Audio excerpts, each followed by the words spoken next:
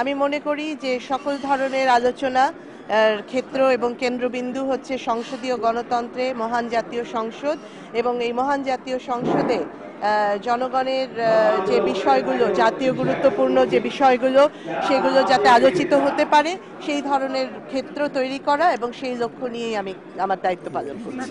গণতন্ত্র কার্যকর এবং অর্থবহভাবে সামনের দিকে এগিয়ে যাবে, এটাই প্রত্যাশা। Ladies and gentlemen,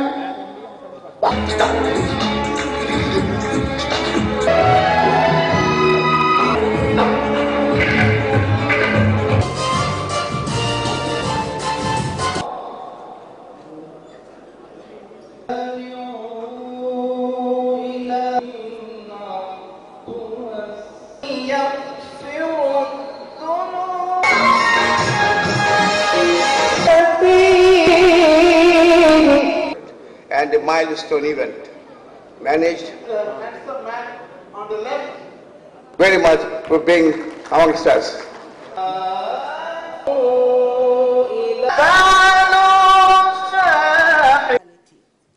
The first bus passenger stand.